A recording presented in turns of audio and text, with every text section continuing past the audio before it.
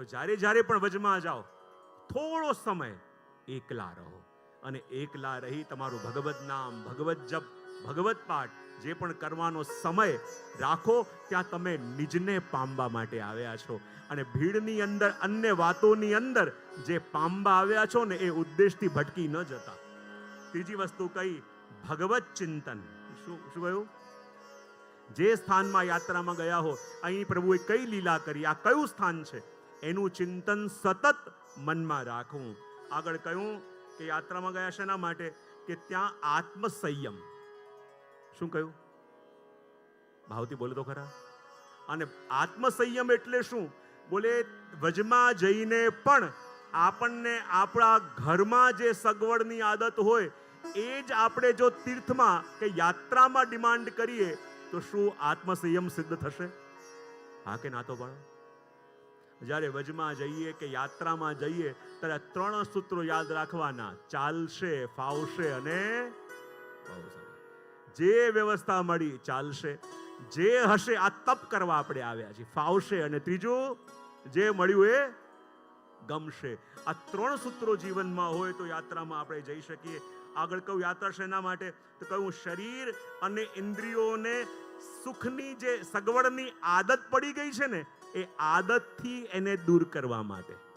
જો આ માણસનું શરીર સગવડોથી અને વ્યવસ્થાઓથી એટલું બધું આધીન બની ગયું છે કે જે આપણા સ્ટેન્ડર્ડથી ઓછી સગવડ હોય ને એ આપણે ચલાવી શકતા નથી. તો આ શરીરને જો ઘણીવાર કોવિડ હતું એમ ઘરમાં 10-10 નોકરો કામ કરતા હોય, પણ કોવિડમાં કાંઈ નતા, કોઈ નતા, તો એ કામ ચાલતું હતું કે નહીં? હા કે ના તો પાડો. બધું જાતે કરતા હતા, જે વ્યવસ્થા હતી એમાં બધું ચાલતું હતું કે નહીં? જે હોય એમાં ચાલી શકે કે નહીં? જો તકલીફ શું છે આપણી? તકલીફ આપણે આપણા સુખને પણ કન્ડિશન્સ ઉપર એપ્લાય કરીએ છીએ, યા કન્ડિશનનો આધીન કરી દીધું છે કે આ બધું હોય તો જ હું સુખી થાઉં. તો સુખી થવું એ આપણી ચોઈસ છે કે બીજાના આધારે છે? હા, સુખી થવું એ આપણી ચોઈસ છે કે નહીં? હા કે ના તો પાડો. મેં ક્યાંક સાંભળ્યું હતું કે એક દીકરીના લગ્ન હતા અને માએ જમાઈને કહ્યું કે મારી એકની એક દીકરી છે, એને સાચવજો, એનું ધ્યાન રાખજો, એને સુખી રાખજો. ત્યારે જમાઈએ બહુ સરસ શબ્દો કહ્યા કે માં, આપ કહી રહ્યા છો કે આપની દીકરીને હું સુખી રાખું, પણ હું એક વસ્તુ કહી શકું, હું આને વ્યવસ્થા આપીશ, હું આને સાધન આપીશ, હું આને સગવડ આપીશ, પણ સુખી તો આને પોતે થવું પડશે. કોઈ પણ વ્યક્તિ આપણને સગવડ આપે, આપણને વ્યવસ્થા આપે, પણ સુખી થવું છે કે નથી થવું એ આપણી ચોઈસ છે કે નહીં? હા, યદિ સુખી થવું જ નથી, દુખી જ રહેવું છે. જો દુખી રહેવાની પણ એક આદત છે અને એડિક્શન છે. ઘણાને દુખી રહેવાની પણ એવી આદત પડી જાય કે એને ગમે તેવી સગવડ આપો ને એમાંથી પણ એને તકલીફ થાય. ઘણીવાર કહું ને, જે દુખી રહેવા માટે ટેવાયેલા હોય એને ઇન્દ્રનું આસન આપી દો ને તોય વાંધો કાઢે. આ ઇન્દ્રનું સિંહાસન તો મળ્યું પણ એનો કલર બરાબર નથી. તો સુખી હોવું યા સુખી રહેવું એ આપણી પોતાની ચોઈસ છે. માટે આ શરીર જે વસ્તુઓ નિત્ય ડિમાન્ડ કરવા માટે ટેવાયેલો છે એનાથી એને થોડું કટ કરવું એ પણ તપ છે, એ પણ વ્રત છે.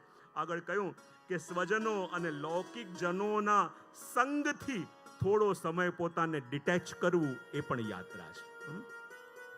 આગળ કહ્યું કે માણસ સાદગી, સાત્વિકતા અને સંયમ રાખવાની જ્યાં માણસને ટેવ પડે, જ્યાં આદત પડે, એને પણ યાત્રા કહેવાય. અને પ્રભુને પ્રસન્નતા મળે એવા નિયમ અને એવા વ્રત આપણે લઈએ એને પણ યાત્રા કહેવાય. અને જો 2 વસ્તુઓ હોય, આપણે યાત્રા કરવા જ્યારે જઈએ ને તો તીર્થમાં જતા હોઈએ યા ક્ષેત્રમાં જતા હોઈએ, તો તીર્થ કોને કહેવાય અને ક્ષેત્ર કોને કહેવાય એનો ભેદ સમજીએ. જ્યાં ભૂમિનું મહત્વ હોય એને કહેવાય ક્ષેત્ર, અને જ્યાં જલનું, નદીનું મહત્વ હોય એને કહેવાય તીર્થ. આપણે જેમ હરિદ્વાર જઈએ, મથુરા, વૃંદાવન જઈએ, શું છે ત્યાં? યમુનાજી છે, તીર્થ. તમે કુરુક્ષેત્ર જાઓ તો ક્ષેત્ર કયું કે નહીં? જ્યાં ભૂમિનું મહત્વ એને કહેવાય ક્ષેત્ર, ને જ્યાં જલનું મહત્વ હોય એને કહેવાય તીર્થ.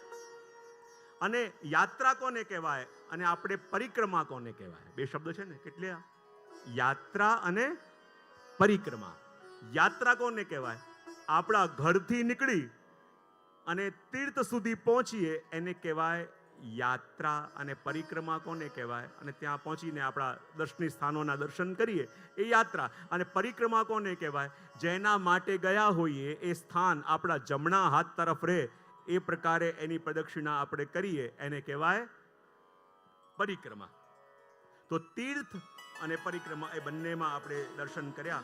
અને જુઓ, સમસ્ત આપણે ત્યાં શબ્દ આવે છે લીલી પરિક્રમા અને સૂકી પરિક્રમા. કયા બે શબ્દો આપણે આવે છે? ભાદરવા મહિનાની અંદર જ્યારે પરિક્રમા આપણે કરીએ છીએ એને લીલી પરિક્રમા કે, કારણ કે વરસાદનો સમય હોય છે, અને વસંતમાં અને વાઘના સમયમાં તમે કરો એને સૂકી પરિક્રમા કહેતા હોય. પણ કહેતા હોય છે કે પરિક્રમા શા માટે આપણે ભાદો માસ ઇત્યાદિમાં કરતા હોય, એનું મહત્વ કેમ? તો આપણે ત્યાં આવે છે કે ભગવાને જ્યારે એકવાર વૃષભાસુરને માર્યો, અને જ્યારે વૃષભાસુરને માર્યો ત્યારે રાધાજી આવીને કહેવા લાગ્યા, અરે પ્રભુ, એ તો ગૌવંશ છે, એને આપે માર્યો. ભગવાન કે અરે વૃષભાસુર તો રાક્ષસ હતો, એને મેં માર્યો. રાધાજી કે ભલે રાક્ષસ હતો પણ આવ્યો હતો ગૌવંશના રૂપમાં, અને માટે આપે પ્રાયશ્ચિત કરવું પડશે. ભગવાન કે તો રાક્ષસ તો. દાદાજી કહે યદિ આપ જ પ્રાયશ્ચિત નહીં કરો તો આવનાર પેઢીઓ એ ગાયના વંશની રક્ષા કેવી રીતે કરશે? અને માટે જ્યાં સુધી આપ પ્રાયશ્ચિત નહીં કરો અમે પ્રભુ આપની સાથે નહીં બોલીએ. તો કહે પ્રાયશ્ચિત કેવી રીતે કરવાનું? તો રાધાજી કહે આખા ભારતના જેટલા તીર્થો છે એ બધા તીર્થોની યાત્રા આપ કરશો, બધા જ કુંડોમાં સ્નાન આપ કરશો, ત્યારે આપ શુદ્ધ થશો અને પછી આપની સાથે વાત કરીશું. પ્રભુ કે ઠીક છે, તો આખા ભારતની યાત્રા કરવા જાઉં છું. બધા વ્રજવાસીઓ ઉદાસ થઈ ગયા, જો પ્રભુ આપ છોડીને ગયા તો અમે આપના વિના કેમ રહીશું? અમે પણ આપની સાથે આવીશું. ભગવાન કે જો બધા મારી સાથે આવશો તો વ્રજમાં કોણ રહેશે? શું કરવું જોઈએ? ચંદ્રાવલીજી કહે પ્રભુ આપ તો સર્વજ્ઞ છો, આપ એવું કંઈક કરો કે ધર્મ પણ સચવાય અને અહીંયા બધાનું મન પણ રહી જાય.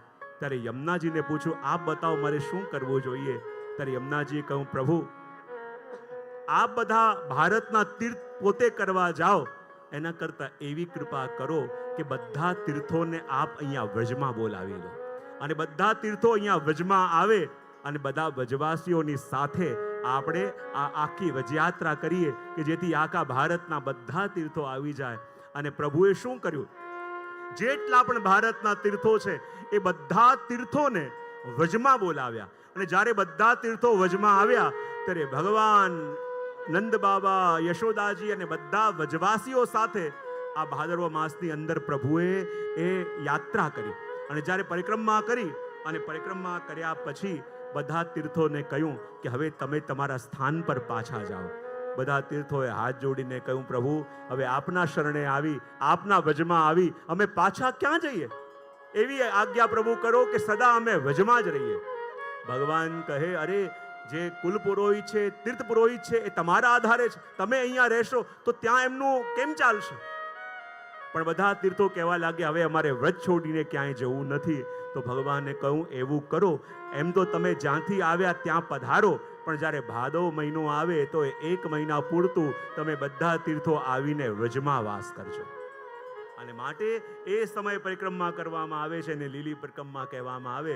અને જુઓ આપણે વ્રજમાં જઈએ છે તો ખાલી ગોકુલ જઈ આવે 2 દિવસ જતીપુરા, વૃંદાવન, મથુરામાં શોપિંગ કરીને પાછા આવી જઈએ, એને આપણે કહીએ છીએ આપણી યાત્રા. આ જેટલા પણ ભારતના તીર્થો છે ને એ બધા તીર્થો ભજની અંદર પણ છે. અને આ 7 દિવસની અંદર તમને બધા તીર્થો કરાવીશું. બદ્રીનાથ, કેદારનાથ, ગંગોત્રી, યમનોત્રી એ બધા સ્થાનો 4 ધામ છે ને એ પણ વ્રજમાં આવે છે.